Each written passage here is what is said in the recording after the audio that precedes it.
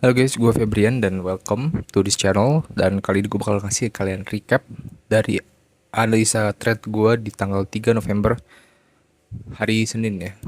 Oke, so kalau misalnya kita lihat di daily teman-teman ya, bias gue tuh masih bearish hari ini. Kenapa?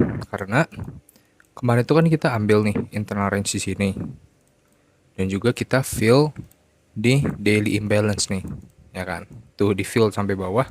Setelah itu kita naik ke atas dan fill daily imbalance di atas. So ini adalah pergerakan internal to internal. So selanjutnya based on my bias gue bakal cari untuk short untuk target akhirnya nanti adalah eksternal di sini gitu. Jadi bias gue selama beberapa hari ke belakang ini adalah bearish teman-teman. So gue cari short. Kita lanjut ke 15 menit ya. Di sini gue lihat nih kira-kira di mana sih buy side liquidity. Pertama ada di sini, ada di sini, dan ada di sini teman-teman. Nih. Nah, kenapa yang ketiga ini gue bilang sebagai buy side liquidity? Karena kalau teman-teman lihat di sini kita punya resisten, resisten nih, dijebol, became support, dijebol lagi, bikin resisten lagi. So, kalau misalnya kita lihat di sini, ini adalah area resisten teman-teman di sini. Dan kita tahu di konsep ICT, above resistance is always going to be a buy side, buy stops liquidity. Jadi banyak liquidity yang menumpuk di atas resisten ini. Makanya di sini gue tandai dengan buy stops. Nah, kenapa trade ini gue ambil juga? Karena trade ini bertepatan dengan London Open, yaitu sekitar jam 3 WIB. Nah, satu hal yang perlu kalian tahu teman-teman ya, bahwa mulai bulan November ini semua jam itu mundur 1 jam. Kenapa? Itu yang dinamakan daily saving time teman-teman. Dimana New York itu dari UTC minus 4 jadi UTC minus 5. Jadi perbedaan kita tadinya 11 jam terhadap orang-orang New York untuk WIB ya, berubah menjadi 12 jam. Jadi semua jadwal mundur 1 jam. Mulai dari Daily Open, Today Open, London Open, New York Forex Open, dan juga New York Stock Market Open semuanya mundur 1 jam gitu teman-teman. So makanya di sini gue cari untuk entry di jam 3 sore teman-teman, atau mulai di sini ya.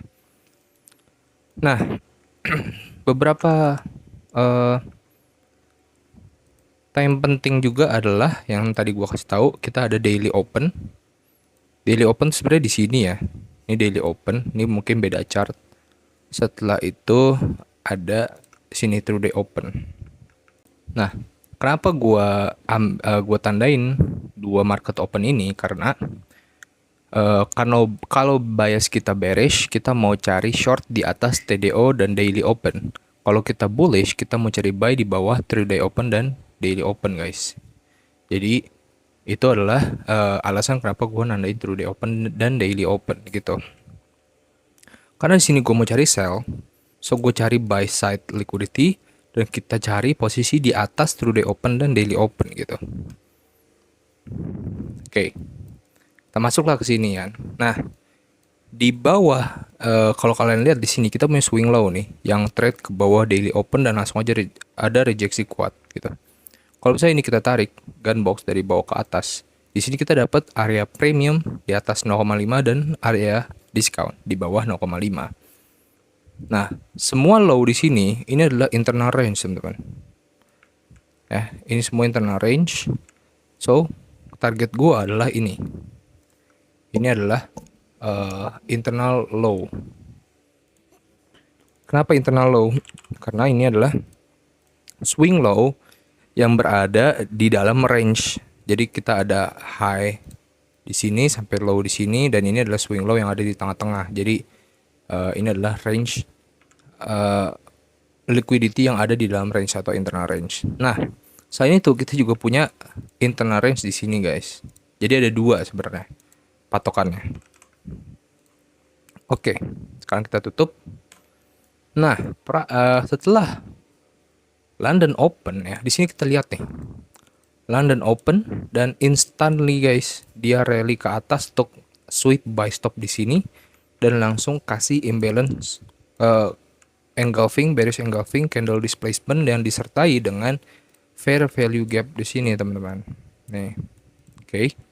So ketika dia fill, seperti yang gua katakan sebelumnya, dia menciptakan failure swing. Kenapa failure swing itu tercipta? Karena ada upaya untuk rebalance harga, tapi setelah itu seller masuk dan push price lower sehingga harga itu gagal untuk menembus dan bikin swing higher high. Dan dia bikin swing lower high di sini. Dan ini bisa kita katakan juga sebagai failure swing. Nah, gue entry di sini guys. Ketika dia full filling di fair value gap di sini. Stop loss gue di sini 17 pips dan target gue adalah di internal range yang ada di discount di sini guys. Nah, ini banyak sekali yang terjadi guys. Pertama, kita punya market structure shift. Oke, di sini kita punya MSS nih. Ya, MSS. Setelah itu, kita juga punya break of structure. Ya kan? Break of structure sampai akhirnya dia flushing ke bawah. Nah, kenapa market structure ini terjadi? Karena kita kan fill imbalance di sini dan seller kuat sehingga harga ke bawah dan struktur market berubah. Dan setelah itu kenapa ada break of structure di sini? Ya karena kita fill imbalance di sini guys. Di sini kita punya dua imbalance, satu di sini dan yang satunya itu di sini. Nih, notice gimana kalian lihat bahwa kita fully fill this imbalance tanpa tap di sini. So ini gue tandai dengan breakaway gap. Breakaway gap adalah imbalance yang gue pengen ini nggak di fill supaya kita menandakan bahwa emang seller itu lebih kuat di sini guys. Kalau yang imbalance yang kedua di bawahnya itu it's okay to be filled gitu karena emang butuh dorongan lanjutan kan. Tapi ada breakaway gap yang better not to be filled guys. Setelah itu harga release turun, gue ambil partial di sini. TP1 gue di internal range di sini, tapi setelah itu harga kasih reaksi yang lumayan kuat guys, karena kan memang ini internal range gitu kan, dan juga ini sudah masuk ke area discount walaupun belum sweep internal range low di sini, tapi ini udah masuk discount zone guys. Dan kalau misalnya kita expect buyer masuk adalah di area-area discount seperti ini guys, sehingga dia kasih reaksi kuat di sini dengan ada form BPR di sini guys.